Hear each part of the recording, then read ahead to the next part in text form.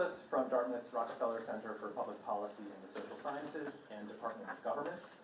Welcome to our annual Roger S. Aaron Lecture, which explores the roles of law and justice, and ethics and public policy in the lives of individuals and society. Over the last few years, our Aaron Lectures have included this country's leading authority on law and politics and academic free speech, Keith Whittington of Princeton, and the holder of the known universe's most prestigious political theory chair, Amir Srinivasan of Oxford. For today's speaker, Congressman Jamie Raskin, stands singularly and apart. When Jamie Raskin's name has come up over the last few days, here are the words that people have uttered. Hero, hero, hero is the word that people keep saying to me. Goat, or greatest of all time, an appellation usually reserved only for Tom Brady here in New England, and Taylor Swift. And also mensch, a Yiddish word meaning a person of integrity and honor, which also describes his seatmate, Annie Custer, class of 1978. Thanks for joining us today. So we're greatly honored to have this hero, this goat, this mensch with us here today. Congressman Raskin has been the U.S. representative of Maryland's 8th District since 2017, was the lead impeachment manager for the second impeachment of former President Donald Trump, and before that was a state legislator and distinguished constitutional law professor. Welcome back to Dartmouth, Congressman Raskin. Thank you for joining us today.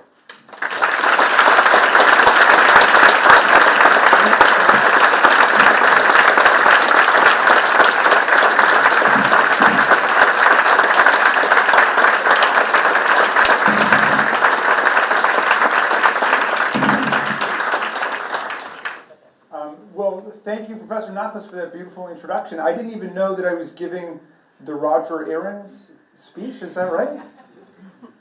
That's great. That's awesome. Can I take 5 extra minutes for my opening remarks in that case? Absolutely. I know this is part of the Rockefeller Center for Public Policy, this address. Is that right?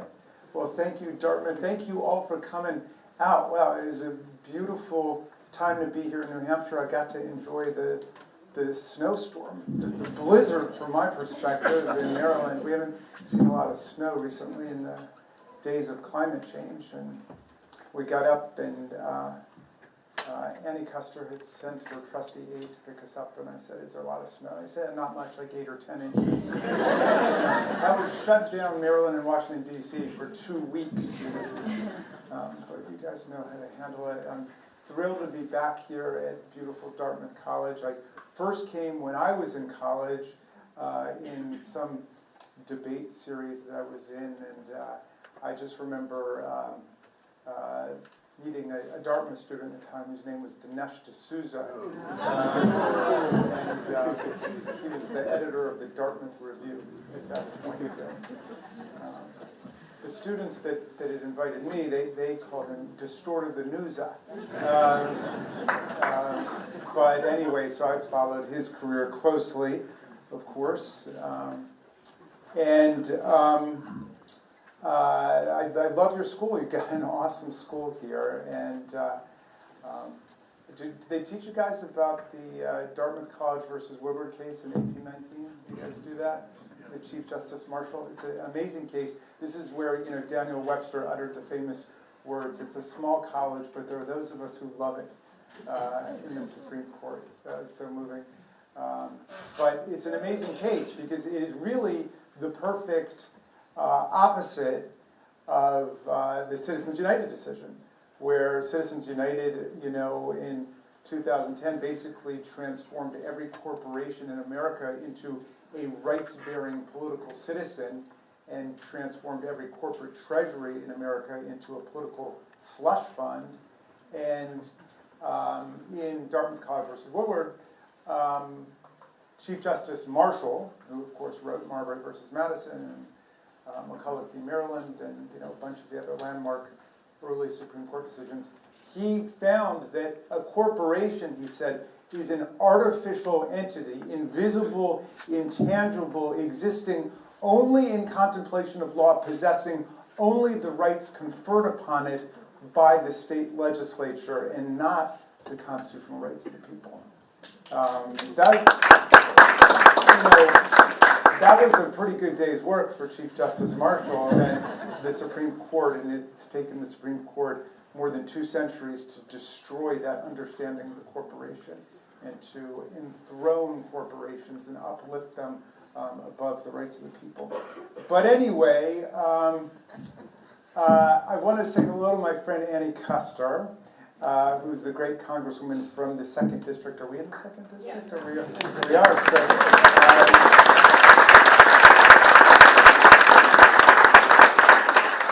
and Annie's been showing me around your beautiful state, and she's a magnificent congresswoman and a hero of January 6th. Someone who was actually, you could describe certainly with a lot more accuracy, as a hostage of January 6th when she was locked up in the gallery while the insurrectionists were rampaging outside and was hustled to safety by some of our great police officers before the insurrectionists arrived with the zip ties and the weapons and chanting "Hang Mike Pence" and looking for people like Annie Custer. Anyway, you've got a great congresswoman here, and thank you, Professor Nachlis, for your kind words. That means a lot to me, thanks to you all for coming. And I am here,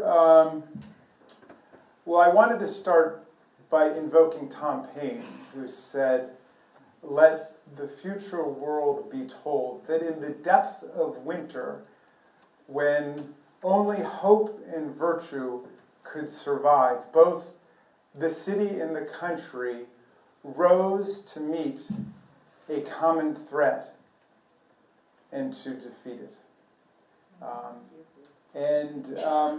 Those words are resonant, I think, for where we are in the winter of 2024. I'm here as I think I'm allowed to be here to declare myself as a true blue, dyed-in-the-wool Democrat. And but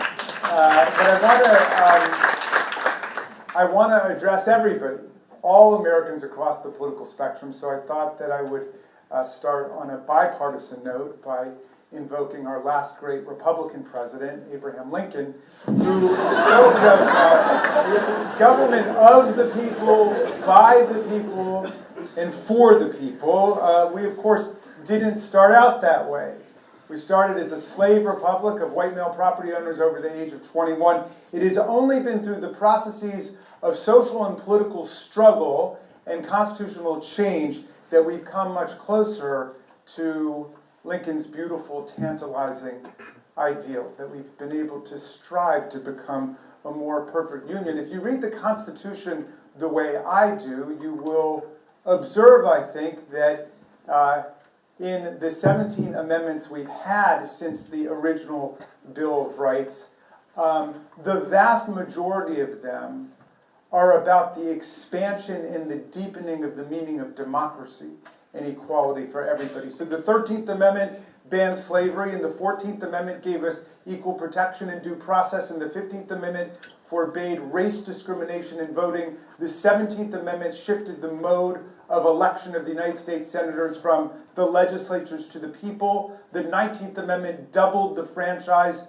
in America a century ago by giving women the right to vote. The 23rd Amendment gave people in Washington, D.C. the right to vote, at least for President of the United States. The 24th Amendment banned poll taxes in federal elections, and the 26th Amendment lowered the voting age to 18 across the country. So you see, the whole trajectory of our constitutional and historical development has been towards creating a more perfect and inclusive union to give everybody a stake and participatory place in democracy. And through it all, the people have never stopped striving to become a more perfect union. And we will never stop striving to become a more perfect union, because if we do, at that point, we are surrendering to the undertow of the forces of white supremacy and slavery and misogyny and anti-Semitism and authoritarianism and fascism, all of the dark impulses that we had hoped we had left behind in the last century, but which have been revived by Donald Trump and his followers. So where do we go now? Well, Tocqueville says in Democracy in America that democracy is always either expanding and growing or it's shrinking and subsiding, one way or the other. The choice is up to us. Frederick Douglass, the great Marylander, who was born about 45 minutes away from my house in the Wye River Plantation into slavery, who escaped from slavery to become a great freedom fighter and abolitionist through the Civil War into the Reconstruction, fighting for justice and equality for everybody, said, if there's no struggle, there's no progress. The struggle may be moral, it may be physical, it may be moral and physical, but there must be struggle. Power concedes nothing without a demand. It never has and it never will.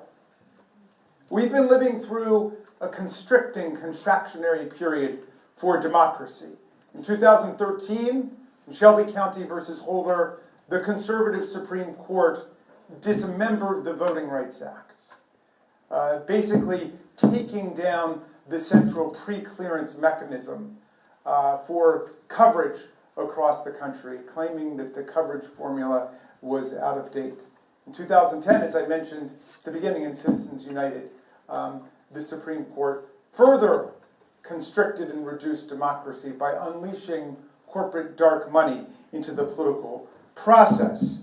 And now, today in America, the plutocrats in the Supreme Court majority, the theocrats in MAGA, in the House of Representatives, the kleptocrats in Mar-a-Lago, the autocrats back in the Home Office in Moscow, all of them are combining to try to dismantle democracy in America. And they're not hiding it in any particular way. Donald Trump says he wants to be a dictator on day one, has repeatedly said, clear out the rule of law, clear out the Constitution. This is one of the defining characteristics of a fascist or authoritarian political party. The political scientists tell us a fascist party has a cult of authoritarian personality, and the will of the leader is elevated above the rule of law and above the Constitution. A fascist political party does not accept the results of democratic elections that don't go their way. A fascist political party embraces or refuses to disavow political violence as an instrument for obtaining and maintaining political power in society. So everybody was on Joe Biden's case when he said that there were semi-fascist characteristics of the Republican Party. But I'm sorry, if the shoe semi-fits, you semi-wear it. The vast majority of America rejects the plutocrats, the theocrats, the autocrats, and the kleptocrats. The vast majority. Joe Biden beat Donald Trump by more than 7 million votes, 306 to 232 in the Electoral College, a margin that Trump happened to beat Hillary by in 2016, which he had declared to be an absolute landslide. Okay? Hillary even beat him by 2.5 million votes in that election, but he was able to eke out the victory in the Electoral College. But, well, what's the difference between 2020 and 2024? 10 or 15 million new young voters in America, and I'll come back to that point. But I want to say a word about January 6th, whose anniversary we just observed over the weekend. When Trump and Steve Bannon and Michael Flynn and Roger Stone and the Proud Boys and the Oath Keepers and Dinesh D'Souza and the gang tried to work their inside political coup and insurrection against our Constitution, they bloodied, they wounded, they hospitalized 150 of our police officers, and they interrupted the peaceful transfer of constitutional power in the United States for the very first time in American history. Even in 1861, when Lincoln was taking office, this didn't happen. There was a mob outside. General Winfield Scott said that if anybody tried to enter the building, he would lash them to the muzzle of his cannon, and he said he would manure their remains in the fields of Arlington across the river. So nobody entered in 1861. And we didn't think anybody was going to get in 2021. I mean, that never occurred to us. But more than 1,000 people did. And when we were in the chamber and they arrived, a lot of people, certainly me, thought that somebody was going to have an AR-15. Somebody was going to, because so many of these events end that way, as you know. More than 1,000 people had entered the building without going through the metal detectors. There were no security clearances, and they stormed the building and they assaulted our officers, and they shut down the proceedings of the Congress taking the Electoral College votes. And so a lot of people were injured, a lot of people were wounded, a lot of our police officers have had to leave the force because of permanent injuries they suffered. A number of officers took their own lives. Within several days after January 6th, Officer Gary Sicknick died the next day in the wake of a series of injuries he suffered on January 6th. And this was a traumatic event at the Capitol, and it was also a traumatic event in the life of the Republic, because of course January 6th was just the culmination of Donald Trump's efforts to undo the results of the election. They've gone to the state legislatures and tried to get them just to throw out the results of the popular election. They went to the secretaries of state, like Brad Raffensperger in Georgia. Donald Trump just said, just find me 11,780 votes. I'm a politician, just find me 11,780 votes, right? They went to the Department of Justice. He tried to stage a coup there. And then, of course, all of it came down to January 6th.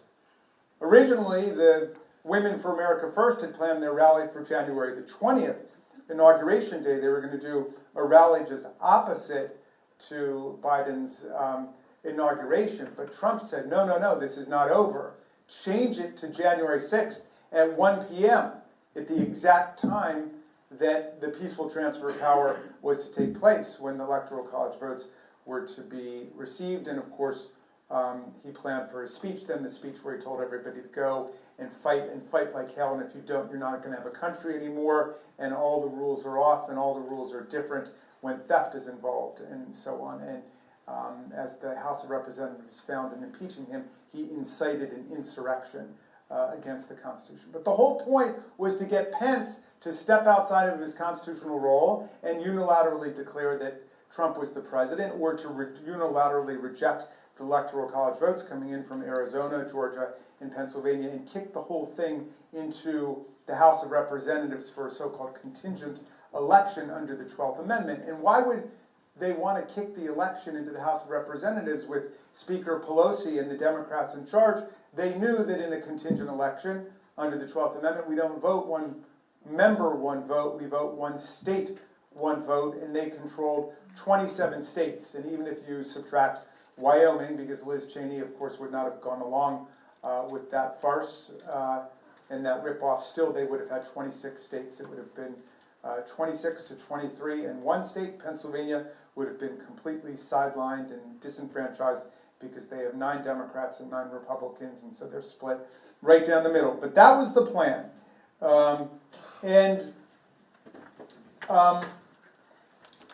We owe a debt of gratitude to those great officers who stood with us on that day and protected us. People like Michael Fanone, who wasn't even on duty, a Metropolitan Police Department officer who heard on the radio what was taking place and went over in plain clothes just to join the line defending the Union. He was ripped away from the police line and nearly killed. He suffered a heart attack. He suffered brain injuries, and he begged everyone, saying, I have 4 daughters. I have children. Officer Harry Dunn, who spent the entire day enduring racist taunts and abuse by the crowd. Sergeant Gunnell, an immigrant to the country who fought in the Iraq War in the army and said that he never experienced anything in the Iraq War that approximated the medieval-style combat that he experienced on January the 6th, and said he never experienced any fear like he experienced on that day, and experienced injuries all over his body, a dislocated shoulder, broken fingers, foot, and so on, and was never able to recover sufficient to be able to stay on the force, and had to retire a portion of his salary for medical reasons. But go down the line and check out these police officers and what they're saying. Harry Dunn right now is running for Congress, saying I could not get them to listen to me as a mere police officer because they viewed him just as an underling, a hireling, somebody they didn't have to deal with. And he said, I want them to have to listen to me as an equal about what was at stake.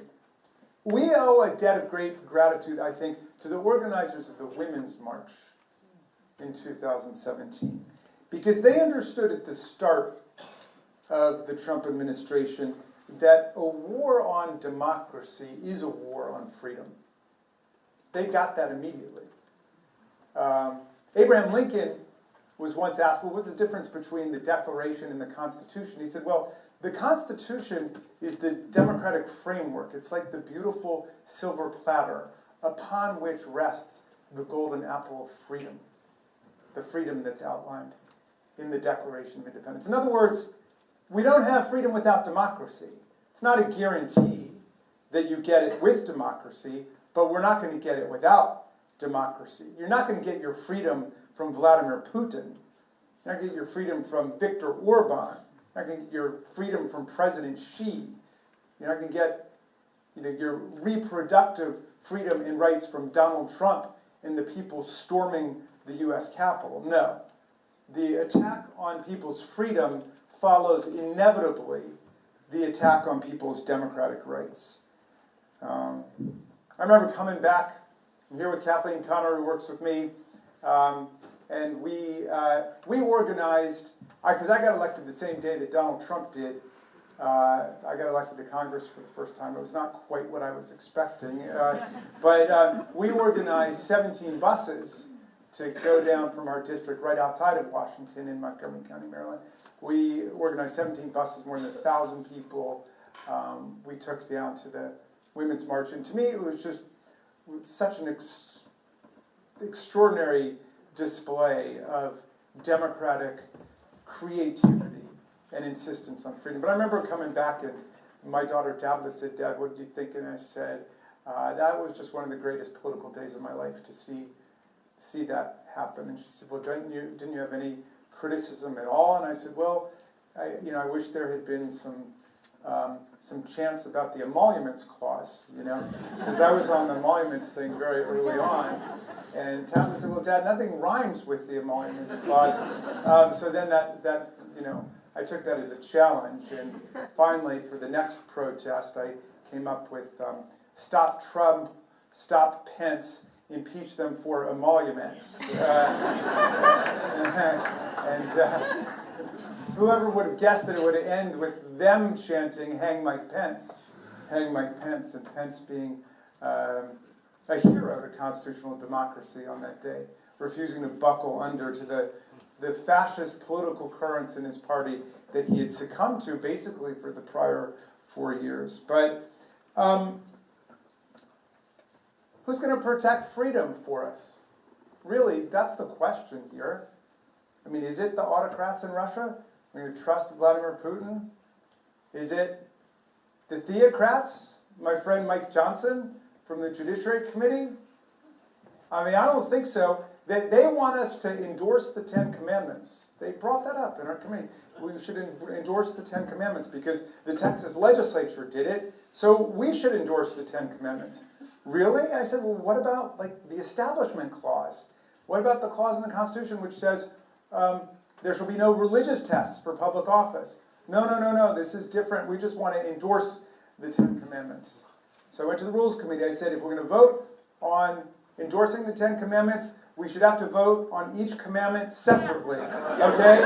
I don't think they can get away with the omnibus package anymore. And you shouldn't be able to vote for any commandment that you've ever violated. How about that? And you'll be taking the name of the Lord in vain in violation of the third commandment.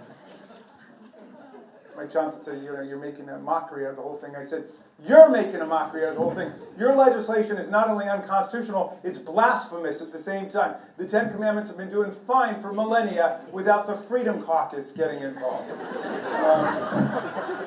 Every day, it's another theocratic assault on our liberty.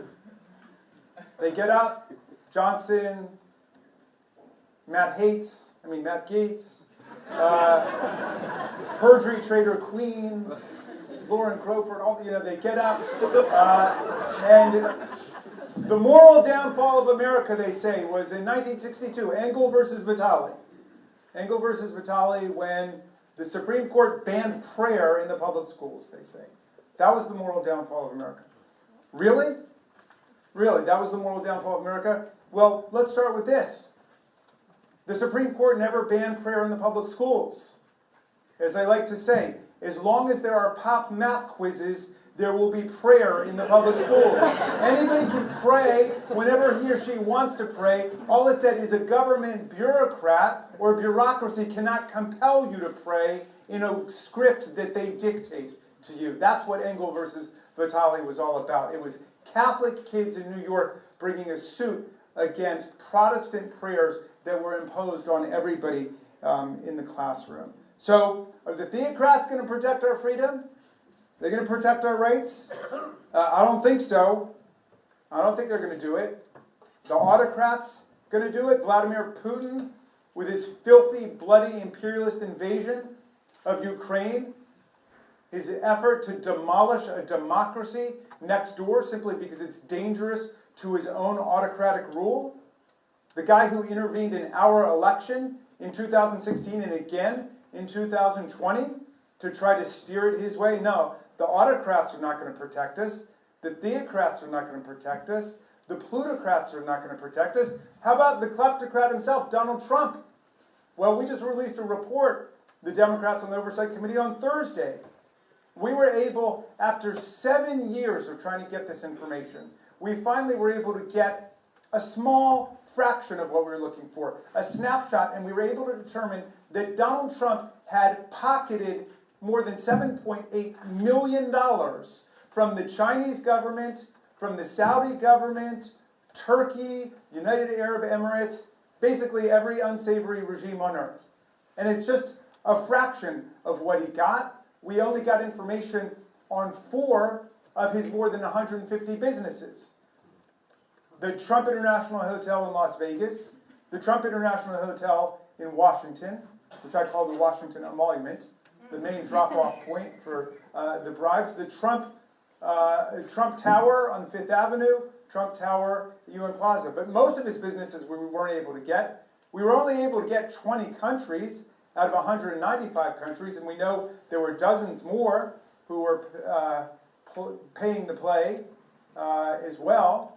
And we only got it for a 2-year period before Chairman Comer on the Oversight Committee shut down the investigation, telling Mazars they did not have to comply any further with the judicial order that came from the D.C. District Court underneath the Supreme Court ruling in our favor that we had a right to get the information.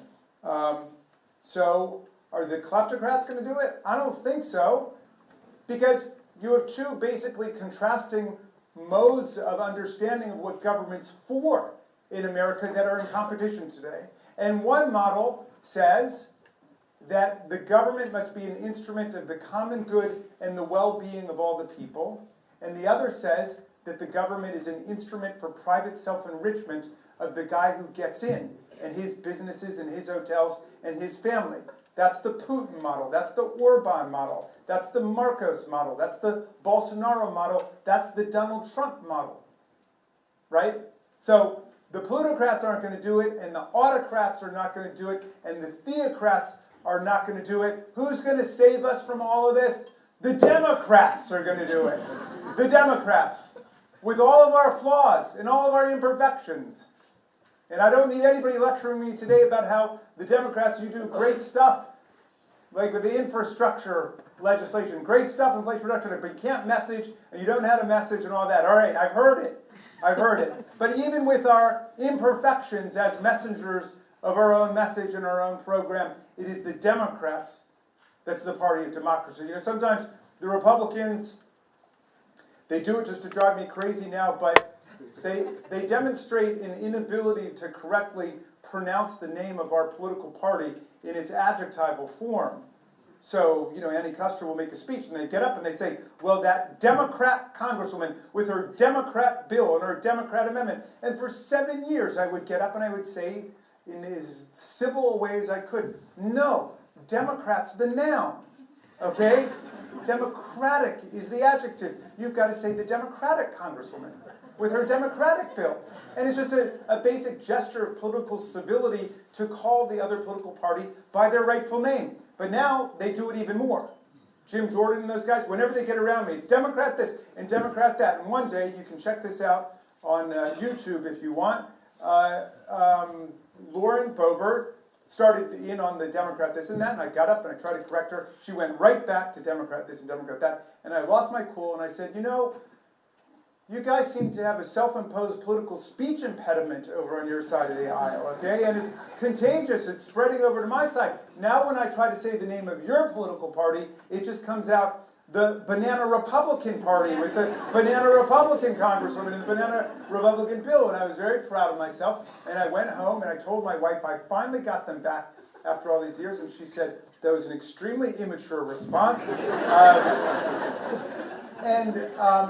I was a bit despondent at that moment, but luckily I was reading a book, a great book about Franklin D. Roosevelt called Traitor to His Class by H.W. Brand, a professor at the University of Texas. I recommend it to you highly. But in the book, they've got Roosevelt's speeches, and I learned something remarkable there, which is Roosevelt never called our party the Democratic Party, much less the Democrat Party. He called us, with a capital D, the democracy. The democracy. So he'd make a speech and he would say, well, the economic royalists and the plutocrats say you invest in the very wealthiest corporations in America and some of the wealth will dribble down on everybody else. But the democracy says you invest in the great American middle class, we will all rise and prosper together. That's the doctrine of the democracy, said Franklin D. Roosevelt. And today, now when my Republican friends get up and they do the Democrat this, Democrat that thing, I say, you can't pronounce our name, just do what Roosevelt did. Call us the democracy.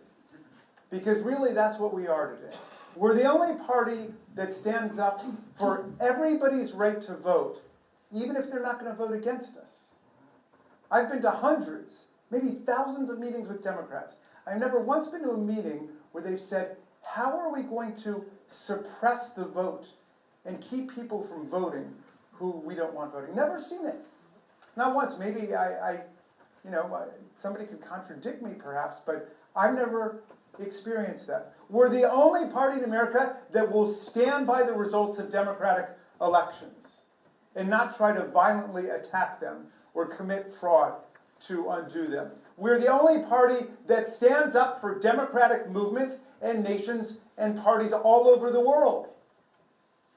Right now, every Democrat in Congress is supporting aid to the people of Ukraine as they try to resist the encroachment by Vladimir Putin and Putin's attempt to subdue democracy and destroy freedom in their country. And we have more than half of the Republicans now who want to pull the plug on the people of Ukraine. We are the party of democracy. Now think about that. I speak to any fellow Democrats in the room. That's a lot of pressure, right?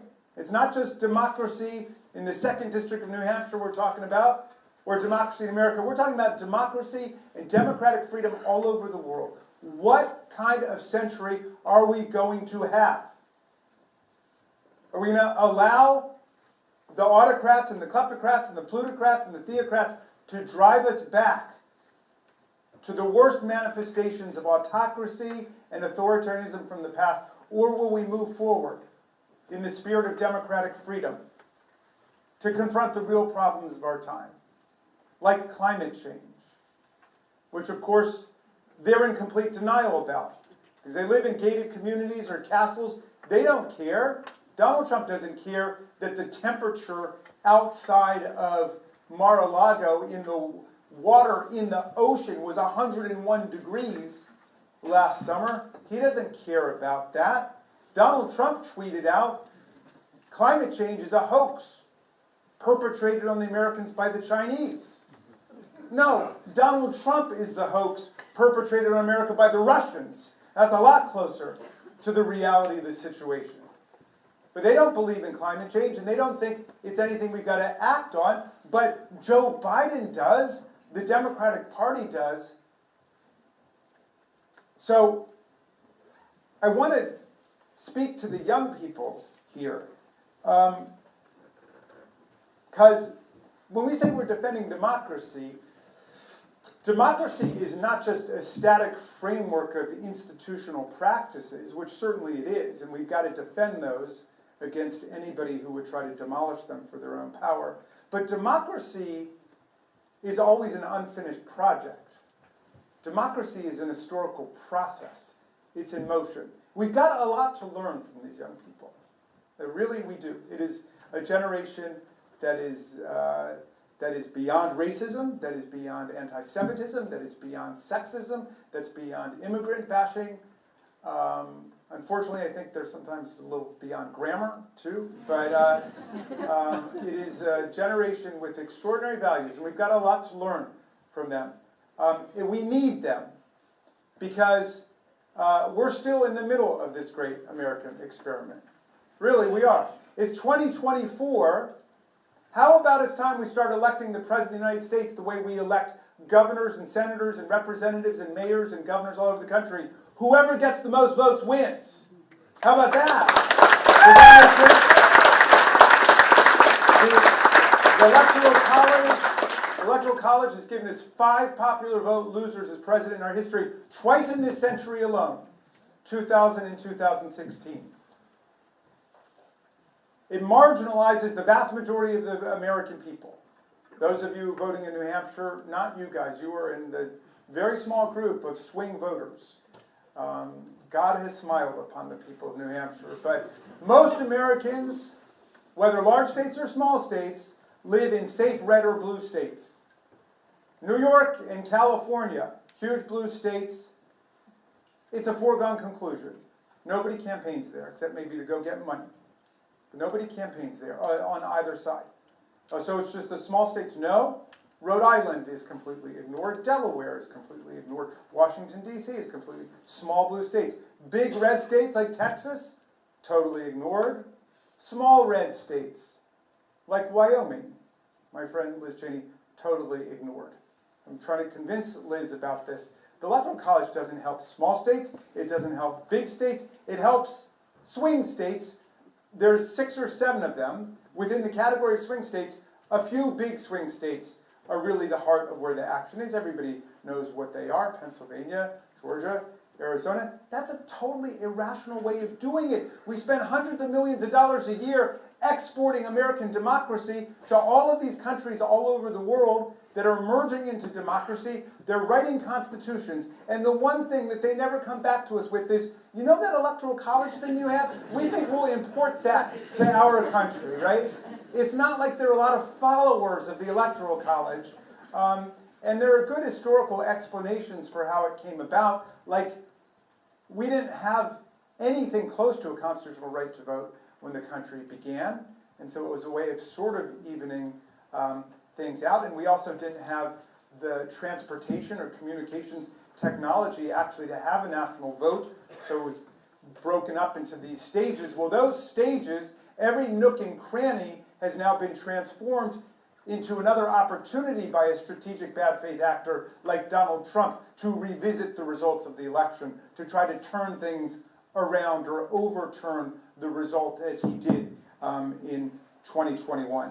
So we've got a lot of work to do in our democracy. We're the only nation, only democratic nation on earth which disenfranchises the people who live in the capital city. 713,000 tax-paying, draftable U.S. citizens who have no voting representation in the House or the Senate, right? And when in the last Congress, when the Democrats were in control, we passed DC statehood out of the House of Representatives. It didn't get taken up in the Senate, but we passed it in the House, and I was the floor leader, and I started by thanking the people of Washington who had a valid, legitimate, true political grievance. Not a counterfeit, phony one based on conspiracy theory and lies, but a real political grievance, and did not come down and try to overthrow the democracy and assault our police officers and interrupt the work of the Congress. They did it the right way. They petitioned for admission to the Union. It's time for DC statehood, and it's time to give 3.5 million American citizens in Puerto Rico their statehood admission too. Let's keep democracy growing in the new century. All right, well look,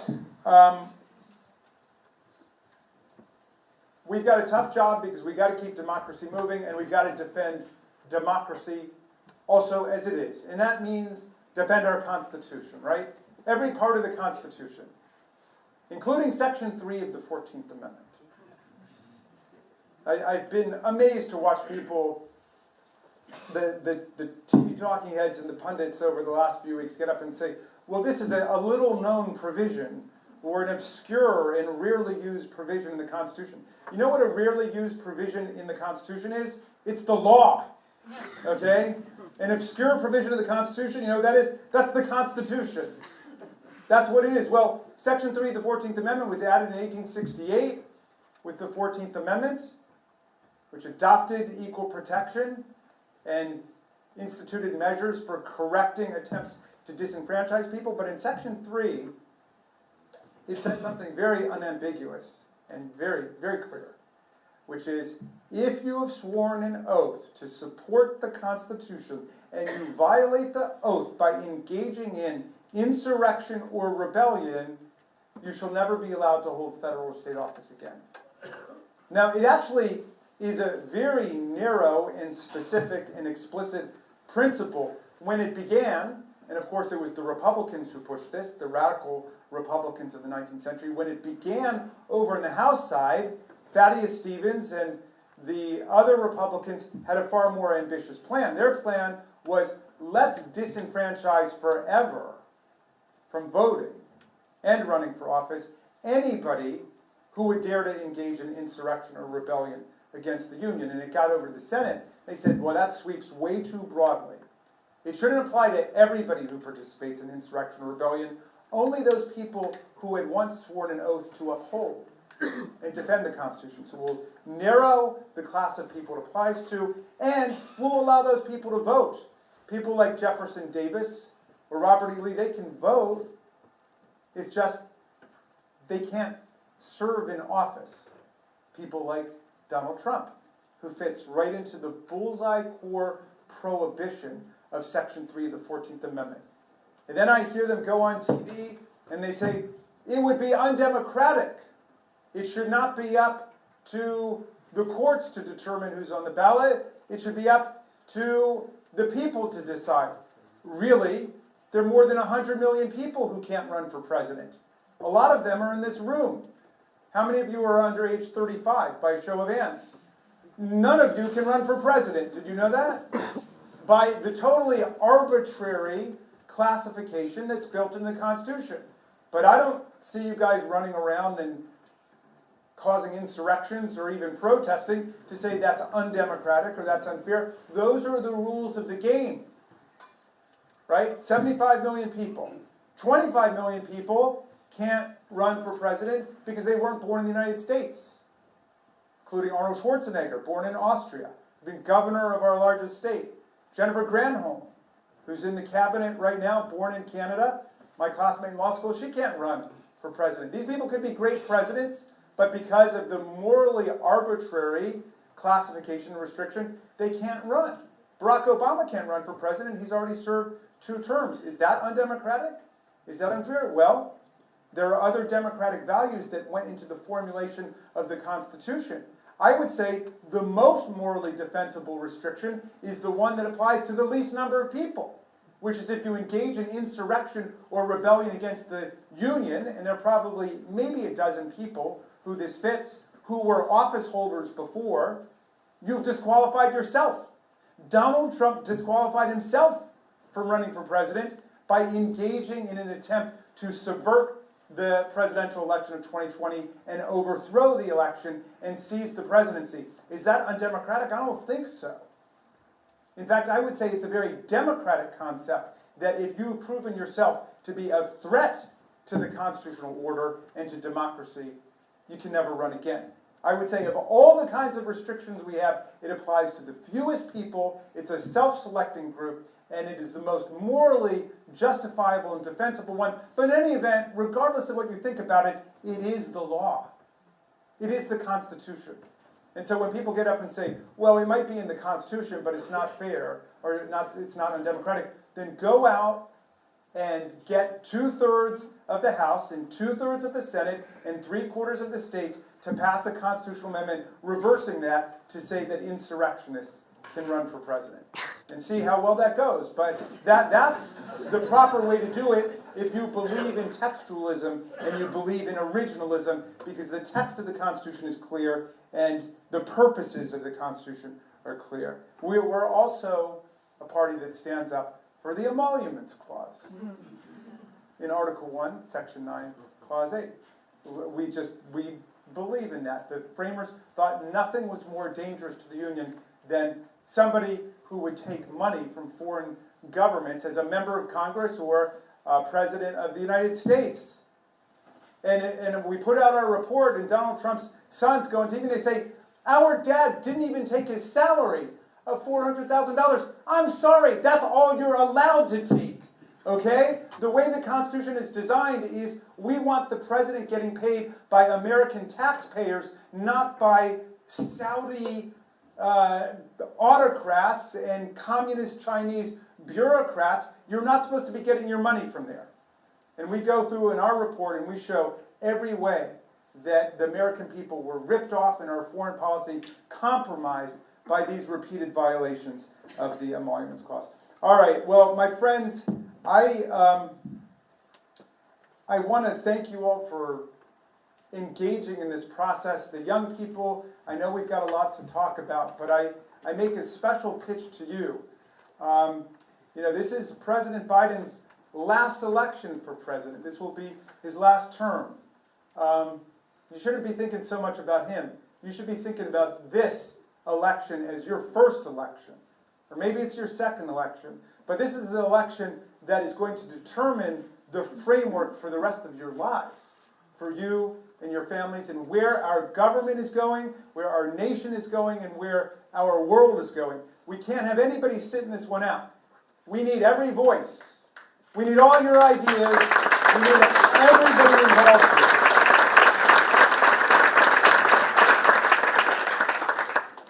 So I will leave you with a couple thoughts. One, on this message thing, and it always gets on my nerves because people tell us we don't know how to message. If you guys know how to message, please come and talk to me because I can help you find a job.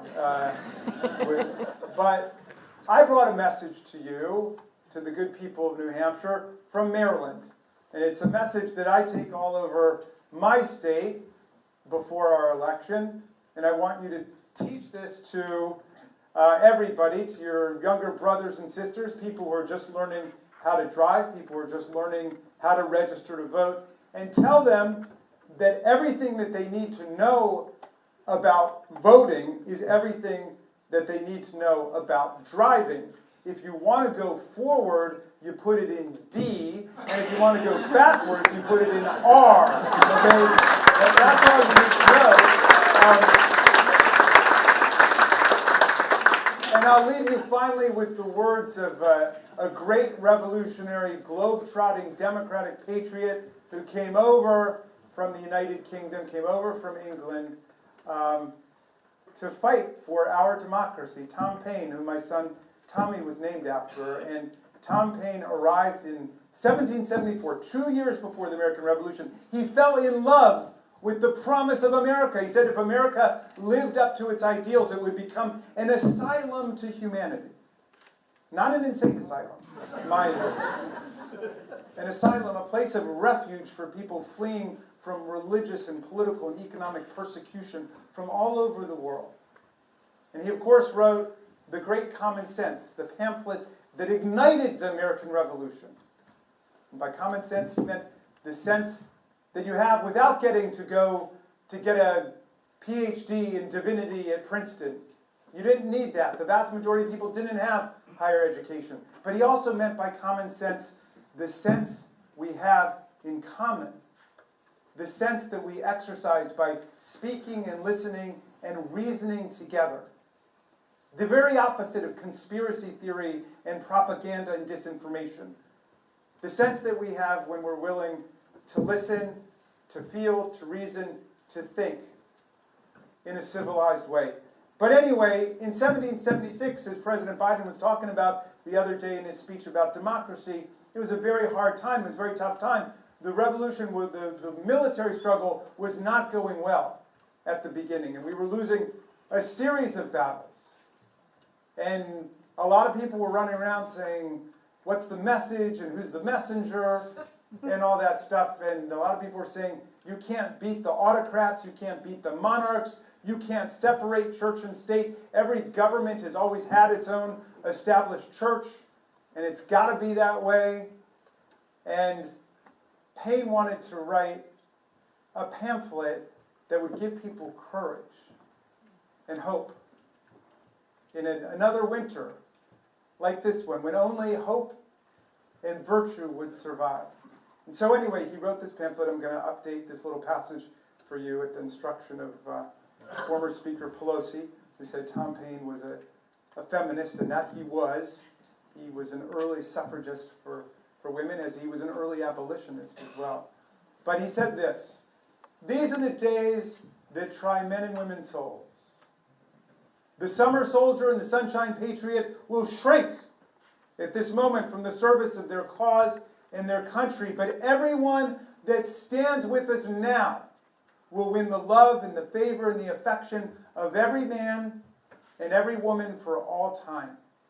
Tyranny, like hell, is not easily conquered, but we have this saving consolation: the more difficult the struggle, the more glorious in the end will be our victory.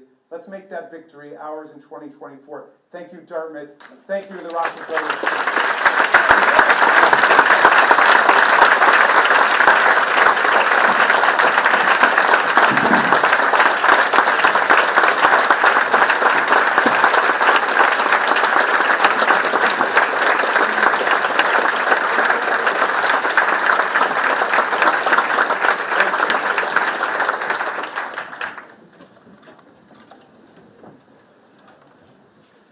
Thanks so much, Congressman Raskin. I will just ask 2 questions of you and then turn it over to our audience. The 2 questions will be about, the first is about the 14th Amendment, and the second is about the Democratic National Committee dissing the state of New Hampshire. So on the 14th Amendment... I know a lot more about the former than the latter,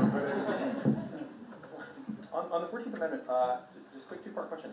What do you think the court is likely to decide? And if President Trump is not allowed to run in some or all states, how will Republican voters react? Will they protest this, or will they come back into the fold under more traditional Republicans? So that's a great question. The first thing I want to say is I'm really not in the prognostication business. I'm in the mobilization business. So I think it's a lot more, I don't like sitting back and predicting this is going to happen or that going to happen. I want to go and mobilize people to be involved. We can't be spectators in our politics, and I know there are people who are standing up for the Constitution all over the country. The question of how will people react is, of course, in a legal sense, completely irrelevant.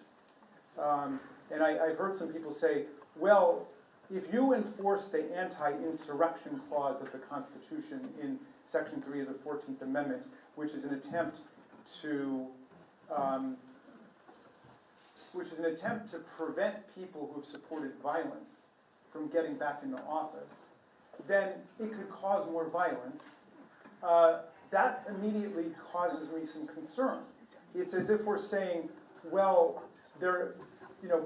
Donald Trump has violent supporters, and if you make them really mad, they might have another violent insurrection, and then you wouldn't be able to enforce the law against them again because they might get really mad again. I mean, come on. Where is the civic self-respect where we say we're going to enforce our Constitution as it's written without regard to how some people might feel? I mean, a lot of people didn't feel very good when the right-wing Supreme Court overturned more than a half-century of precedent in Roe versus Wade. It's ruined a lot of people's lives, their health. It's impaired the equality and the freedom of women across the country. They weren't asking the question, well, how are the women of America going to react? We know how the American women and the American public generally has reacted, because we saw it in Missouri, and we saw it in Kansas, we saw it in Wisconsin. This is a country that stands up for freedom.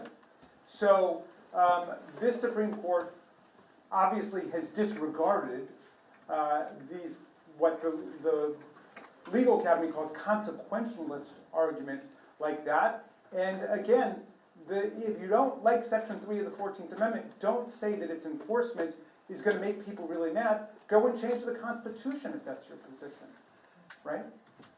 So I guess that's all I can say. I mean, we know that there is something like 20 to 25% of the Republican Party which is sort of waking up like people on the basement floor of a religious cult, saying something's really wrong with the decision we made at some point along the way, you know, and could follow Liz Cheney and Adam Kinzinger, you know, out, and Mitt Romney and others who are trying to get out from under Trump, who's basically reduced them to something like a religious cult. So I would think that those people, I hope, will come, and that we will be a party big enough, capacious enough, visionary enough to bring them in.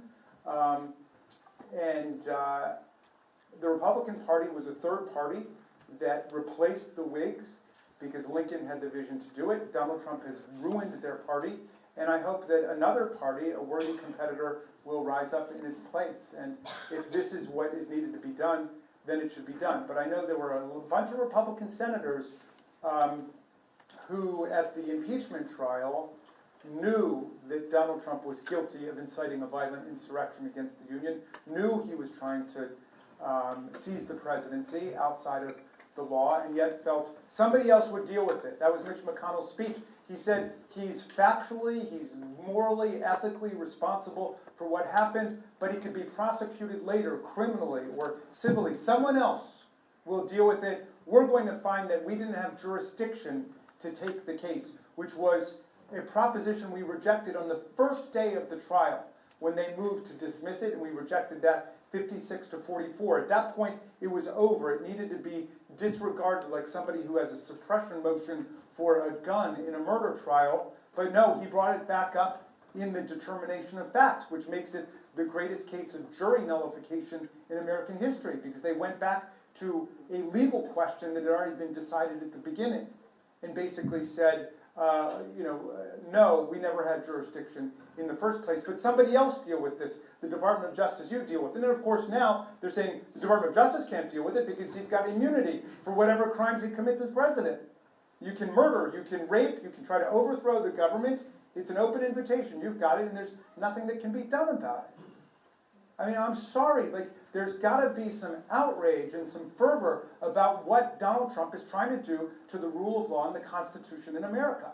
This is our Constitution. It's our country. It's our nation. We're not going to let Donald Trump steal away from us.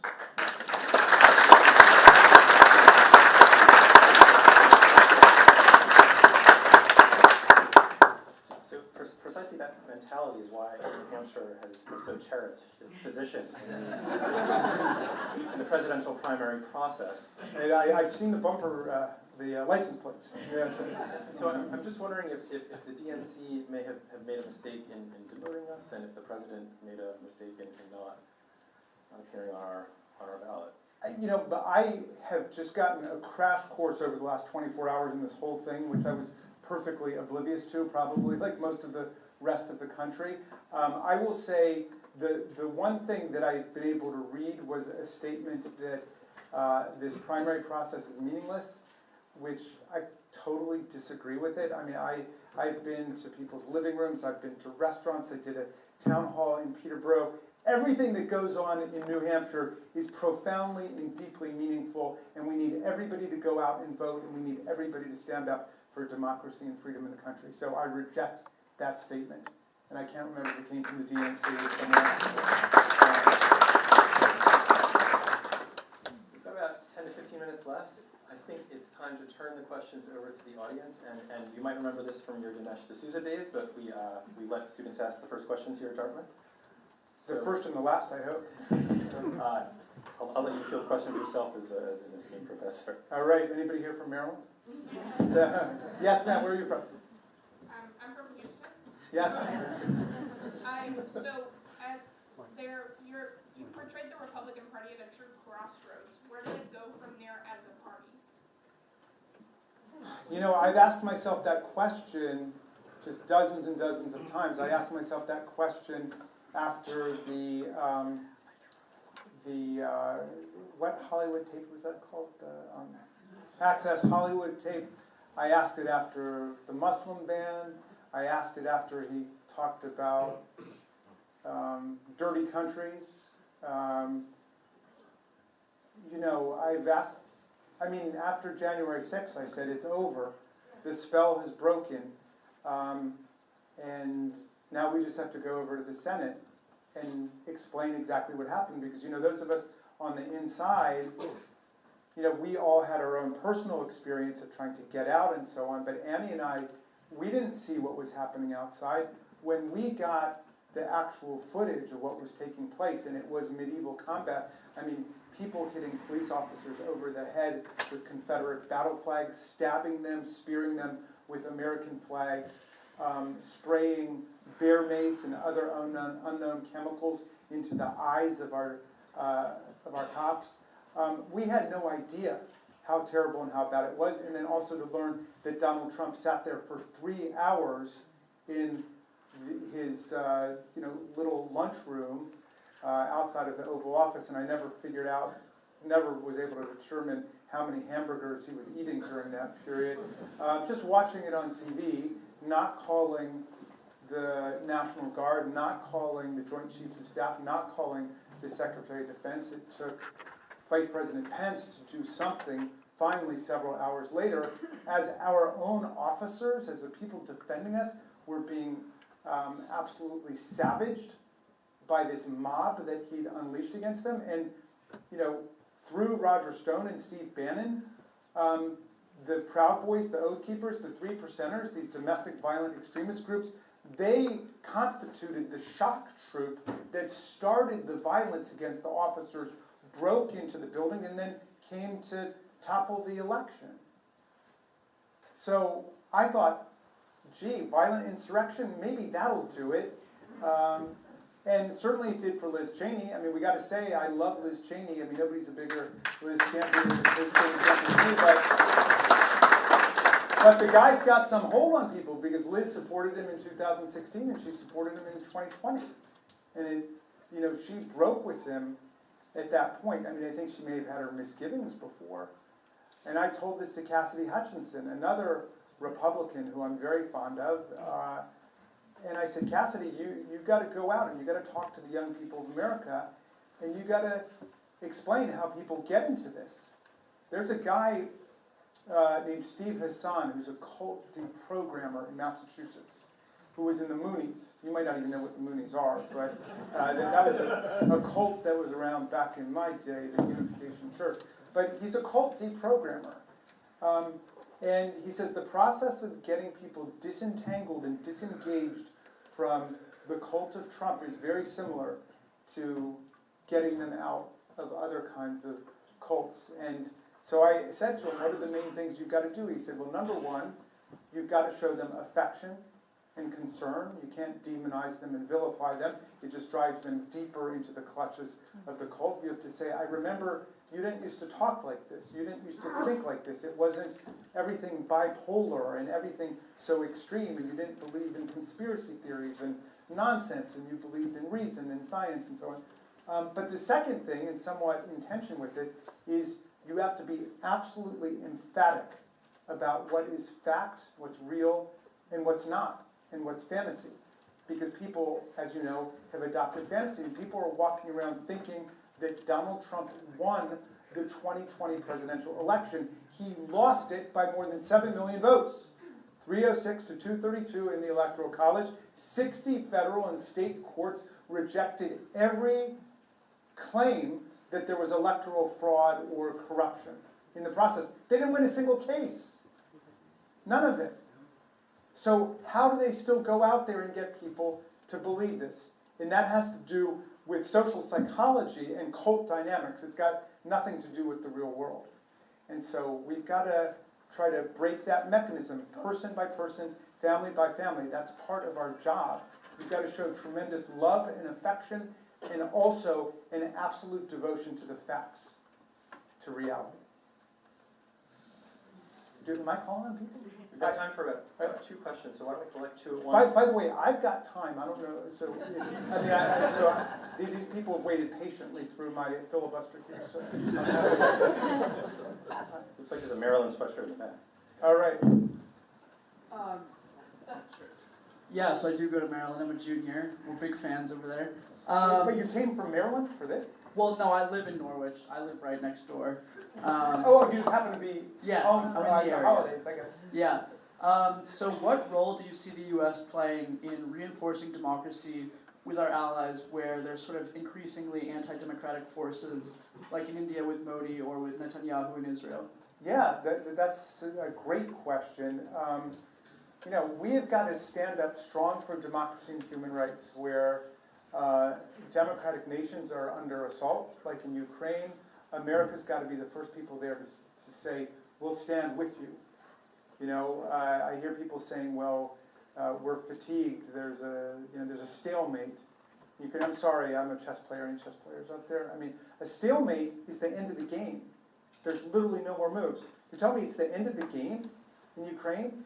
And we've got no reason to be fatigued about this. All we have to do is provide resources and weaponry to the people of Ukraine so they can defend themselves against this fascist onslaught by Vladimir Putin. And that is a moral responsibility we've got. We've got to be standing up for the people of Israel against the terrorism, the murderous violence that we saw in the Hamas attack, at the same time that we stand up for democracy and human rights for the Palestinians in the West Bank and in the Gaza Strip. And America is in a position where we can help get through this nightmare that's taking place in the Middle East. And, you know, there were 1,200 Israelis slaughtered in the initial attack on October 7th, and there were atrocities and rapes and abductions with real hostages being taken by Hamas. But since then, more than 20,000 Palestinians have been killed in just ceaseless aerial bombardment, except for the ceasefire that went in for a week. And now Palestinians are facing mass famine and starvation in that besieged small plot of land where people are. And I know some people want to blame it all on Hamas and their terrorism, and they're using civilians as, as basically as hostages or as, human shields. Some people want to blame it all on Netanyahu and his right-wing government and the people in his cabinet who are calling for expulsion of the Palestinians. Some people want to blame it on the indifference of the world. At a certain point, we got to get out of the blame game. We've got to take action to help everybody in Gaza, in the West Bank, in Israel, get out of this nightmare cycle of terrorism and war and human suffering. And we can do it. America can do that.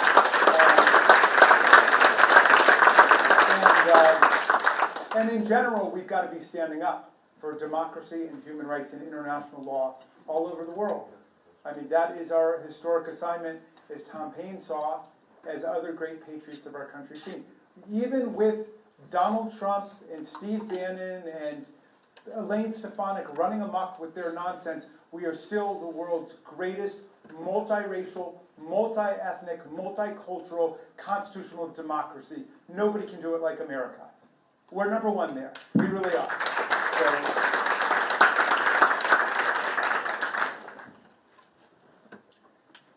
yes? I can yell. So last Friday, we heard from your friend, Representative Cheney, and the thesis of her speech was that, in her view, if Biden's elected again, he will implement more policies which she will disagree with, but if Trump is elected again, there will be no more democracy. And my question is two-parted. First, do you think Biden can beat Trump, and if so, what does he need to do differently than what he's doing right now? And secondly, if Trump is elected again, what can Congress do to protect democracy? All right, I'd prefer not to entertain that latter hypothetical, but on the first one, can Joe Biden beat Donald Trump? Joe Biden beat Donald Trump by more than 7 million votes, and you can't say it enough because of all the propaganda and the disinformation about what happened there. It was not a close election in any way, and the big difference now is 10 to 15 million young people who reject the anti-choice, climate denialist, pro-gun extremist politics of Trump's GOP. There's nothing there for young people. I'm sorry. And so what can Joe Biden do? Well, there are undoubtedly some things that he can do, and I think he started it off beautifully with his speech about democracy and laying out what the big stakes of the election are, like Liz Cheney did here last week. But I would turn the question around somewhat and say, it's not what can Joe Biden do, it's what can we do? What can you do and what can I do? Because this is not just about Joe Biden. Like I say, this is his last presidential election. This is your first presidential election, I'm assuming. So this is about what kind of country you want to have for the rest of this century. And again, I'm not saying the Democratic Party is perfect, but I'm saying the Democratic Party is open to your participation, to your critique, to your involvement, to your innovation and your ideas. And so I will use this as an opportunity to plug my Democracy Summer Project, which is for high school and college kids across America to come and spend the summer with us this summer, where we will have the greatest political philosophers, legal historians, government experts in the country participate in nationwide Zooms for 6 or 7 hours a week. No academic credit. You're doing it out of love of your country. But then the rest of the week, you will go and knock on doors and canvass and do voter registration and do online digital organizing. This is what we need you to do. We want you to do. And who knows where it will take you, but it'll take you someplace good, I think. And I know it'll be great for America. So I'm hoping you will join Democracy Summer. That's something we can do different. Let's not be spectators. Let's be engaged participants in this election.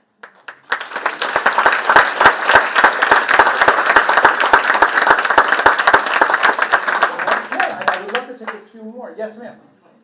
Yes, please. I'm curious. So you talked about. Okay, perfect. You talked about Liz Cheney voting for Trump both in 2016 and 2020, and I've had extensive conversations with my family because we're all split in terms of our political ideals. But on part, like half of my family, they remain pretty committed Republicans, but like anti-Trump. And I'm curious how much of his following now you attribute to like loyalty to party rather than specific ideals, and how much you contribute to like people being upset with where democracy is headed.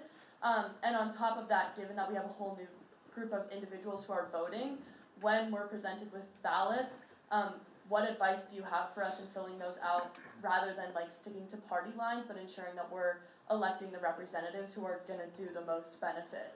That's an awesome question. An awesome question. Where are you from? I'm from Utah. Utah, wonderful. We got to talk about Utah. Because Utah, you know, the Republican, this is a digression, forgive me, but the Republican Party was founded on the twin principles of opposing chattel slavery in the South and then opposing Mormon slavery in the North. And the Republican Party was at war with the Mormon Church and, of course, was opposed to the admission of Utah and so on. And so all the all the Utah people used to be Democrats, which were more open-minded religiously and so on. So anyway, obviously I love Lincoln and that original Republican Party, but there's no reason that Utah should be a diehard Republican state in any way. And it's definitely not a Trump state, and there's been opposition to Trump there. But so, on your question about political party, it is such a great question. I wish you would invite me back sometime to come to Dartmouth and we can just talk about that. But let me give you a thumbnail sketch of my thoughts on it. The first thing is, if you are a rock-ribbed, diehard, red Republican, okay, Donald Trump should not be your guy. Donald Trump was a Democrat a lot longer than he was Republican. He wanted to run for president on the Reform Party for a while. This is probably before your time, but Professor Nachlis, you'll remember that. He was playing with it, and then finally he settled on the Republican Party. He said, I'm going to run as a Republican because that's where all the stupid people are. That's what Donald Trump said. Okay? So the idea that anybody would exercise any partisan loyalty towards Donald Trump and the Republican Party is just appalling to me. That is, if you're a real Republican, you should consider Donald Trump your sworn enemy because he's a rip-off artist and an exploiter and a con man, and he is on the verge of destroying the Republican Party forever. Okay, that's number one. Now, but number two, you pose a more interesting question even than about Donald Trump, about political party generally, and to what extent should our choices be governed by political party. Now, I want to start with two cheers for partisanship. I mean, nothing is more common in academia, on the news, than people getting up and deploring partisanship, saying that's partisan or that's ultra-partisan and so on. Even my colleagues in Congress will denounce partisanship on the floor right before they go off to their party caucus meeting to decide about how to stick it to the other side. Okay, this is a basic, hypocritical instinct in our politics to denounce partisanship. So what are the two cheers I want to give to partisanship? Well, partisanship reflects active political parties, engaged political parties. That's a sign of democratic life, right? You want to get rid of partisanship? Get rid of parties. That's what Vladimir Putin's doing. That's what Orban's doing. You get rid of political parties. There's no partisanship left. A one-party state is the perfect recipe for ending partisanship. So partisan debate and dialogue and discussion is a reflection of health in a democratic polity. Don't walk around bemoaning partisanship. That's good. It's a reflection in our society of the First Amendment. People can speak, they can associate, they can form groups, they can form parties, and they also play a very positive function. I'm sure Professor Nachlis could tell you, right? They help to organize the voters in our society because the government doesn't take responsibility for registering the people to vote. The parties will register people to vote, but the parties help to organize and mobilize and galvanize public opinion and to articulate issues, right? So we've got one party in America that's pro-choice. We've got one party that's anti-choice, that says the state legislators can decide better for women than women and their doctors and their families. All right? We have a crystallized choice there. One party says the Second Amendment permits us to have universal background checks for all gun purchases in America. So we don't have people who shouldn't be getting guns going out and getting guns. And the other one says, no. The Second Amendment tells us there can be no regulation of guns at all. And I say, let's have a universal background check supported by more than 90% of American people. They say Raskin wants to repeal the Second Amendment. I don't want you to repeal the Second Amendment. I want you to read the Second Amendment. Okay? A well-regulated militia, a well-regulated militia being necessary to the security of a free state, the right of the people to keep and bear arms shall not be infringed. Right? How many well-regulated militias in the 18th century showed up with assault weapons in people's kindergartens and first grades, in their churches, in their synagogues. I mean, come on, give me a break. Do we have democratic self-respect or not? We're going to let the NRA and the GOP run all over us with this nonsense? But anyway, I digress. We have two parties with two different views. The parties illuminate that for us. Okay, so why do I just say 2 cheers for political party? Well, I say it for this reason, because I've been in office long enough to understand now that when I'm running, I'm trying to get all the Democrats to get out and vote, and all the independents to get out and vote, and whatever Republicans I can pull over to get out and vote. But when I'm elected, when I'm sworn to office, guess who I represent? Everybody. I represent everyone. And I've got the chief of my district office here. I think we've got the best district office in America in Rockville, Maryland, in Maryland's beautiful 8th district. And you know who we serve? Everybody, right? In other words, we know how to be nonpartisan. You got a problem with a passport? Come to us. Kathleen's going to kill me for saying it. But come to us. You got a problem with Social Security, Medicare, Medicaid? We ask you one question. Do you live in the 8th district? We don't ask, are you a Democrat or Republican? We know how to be nonpartisan. That's what I said to the senators during the impeachment trial. We know how to be nonpartisan. They swore an oath to uphold and defend the Constitution against all enemies, foreign and domestic. Then they swore a separate oath to render impartial justice as jurors. Impartial, that's almost a synonym for nonpartisan, right? Impartial, nonpartisan. It's got the exact same etymology, the exact same root there. We know how to do it when we're willing to do it, when we're willing to stick to our oath, then we know how to act that way. So I say 2 cheers for partisanship. Overall, we've got to be loyal to the Constitution first, loyal to the country first, but there's nothing wrong with being in a political party. Now, we admire people who are willing to break from their party and are willing to envision something new, like Lincoln did. Lincoln created the Republican Party because the Whigs were wimping out on slavery. And the know-nothings with their anti-immigration politics, Lincoln considered an absolute danger to American politics. And they created that. I happen to be somebody, I'm kind of persona non grata with some of my colleagues. I am for absolute open entry into the political system. In my state, in Maryland, I'm a bit ashamed of this, to get on the ballot as a Republican or Democrat, you need 1 signature, your own. But if you want to run for governor as an independent or a libertarian or a green or whatever, you got to go out and get, I don't know, 48,000 signatures in everybody's ward and precinct and congressional district and sign it 3 times, and come on, you know? Like, the major parties cannot put up these impermeable barriers to competition. Competition's a good thing in economics, it's a good thing in sports, it's a good thing in education, and it's a good thing in politics. And right now, the Republican Party needs some competition from people who have traditionally adhered to their views. And in the meantime, I'd like to invite you and your family, come on down and see me in Maryland or in Washington. I want to get some of those Utah Republicans coming on over to our side. Thank you for that question.